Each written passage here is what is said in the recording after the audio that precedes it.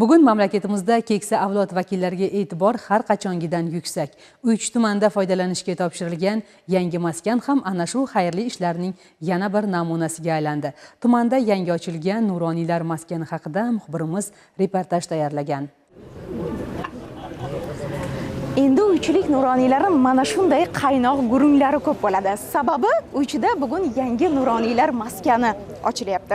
Bu faqat nuroniylar maskani emas. Bu yer tarbiya, tajriba, ma'naviyat, duolar, hayot saboqlari jamlangan maskan. Bu yer nuroniylar uchun chin ma'noda mana shu kabi suhbatlar, maslahatlar va amaliy ishlar o'chog'iga aylanadi. Uychi tumanda yana bir xayrli loyiha o'z ishini boshladi. 70-80 yoshni qoralagan hayotning past va balandini ko'rgan tajribali nuroniylar uchun ushbu maskanning qurib foydalanishga topshirilgani ular uchun chin ma'noda e'tibor va ehtiromning amaliy ifodasiga aylandi. Tuman markazida barpo etilgan bu maskan allaqachon tumanning 20 mingdan ortiq nuroniylar uchun sevimli manzil bo'lib ulgurdi. Albatta bugun kayfiyat har kungidan zo'r. Yangi yil bahordan ma'lum, yangi kun sahardan ma'lum. Mana shu nuroniy maskani demak ochilyapti. Bu tarixiy. Chunki 2016-yil 28-dekabrdagi muhtaram prezidentimizning 49-6 sonli farmonlarida aks etgan.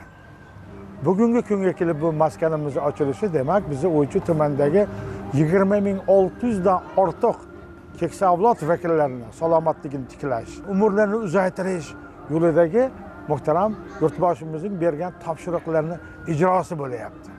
Albatta bu maskanimizda alohida trenajyorni zallari, alohida shaxmat shashka o'ynaydigan zallari, alohida kitob o'qish zallari va tushlik qilishlik uchun oshxonalari bilan mujassamlashgan.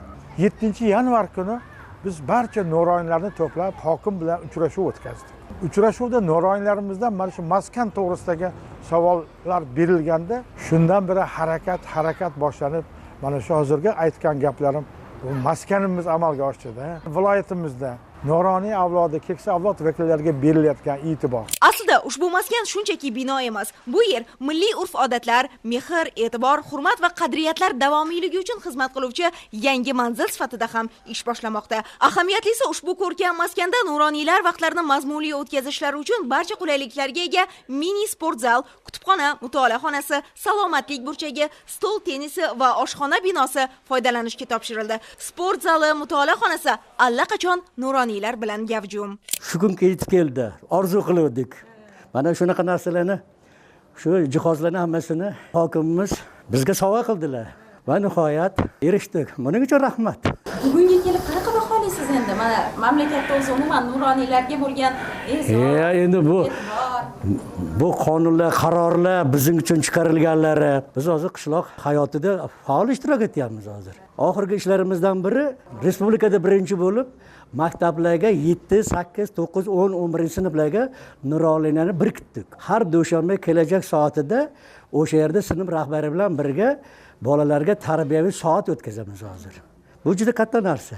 Mahallamizni aylanamiz, obodonchilik, hovlilarga ekinlarni ekish, ozoda tutish, hamma narsaga bosh qo'shyapmiz. Butun respublika bo'yicha televideniyada ham, gazetalarda ham, jurnal hamma joyda sog'lom turmush tarzida targ'ib qilinyapti. 53 ta mahallada oddiy faollarni oladigan bo'lsa, 600 dan oshiq faollarimiz bor. Endi mana shularga mana shaxmat, kitob, shashka, stol tennisi, mana trenajyor nimalari bo'ldi. Biz endi mahallamizda ortib qolgandan keyin vaqt topib bu yerga kelib ham shug'ullanamiz va mahallamizning nuroniylarini ham olib kelamiz endi. Biz viloyatda birinchi o'rindamiz ko'rsatkichlar bo'yicha. Hamma sohada ham biz ilg'ormiz. Bu juda katta narsa.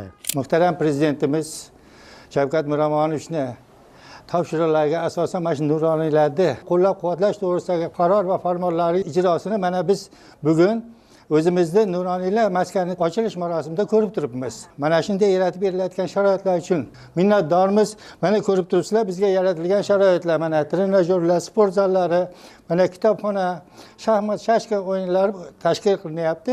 Mana shulardan hammamiz ham minnatdormiz. Barcha nuroniylar mana shu yerda maskanda to'planib, har doim bajariladigan ishlarni kelishib olib, qilinadigan vazifalarni belgilab olishga bizga juda katta imkoniyat bo'ldi.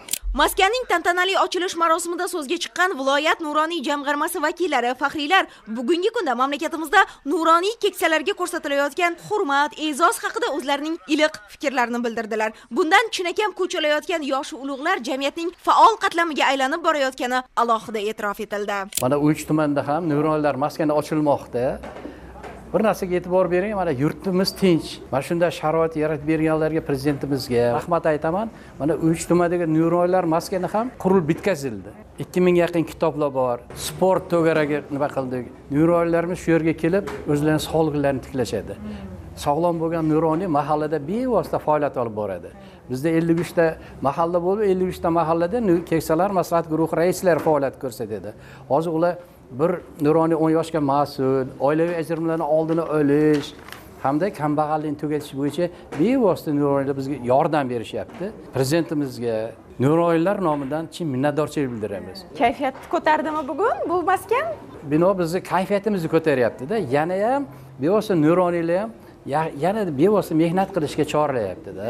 Tumanda bu kabi markazning barpo etilishidan eng katta maqsad ularga zamonaviy sharoitlar yaratish orqali keksa avlodning boy hayotiy tajribasidan foydalanishdan iborat. Keksalar e'zozlangan jamiyat hamisha yuksalaveradi.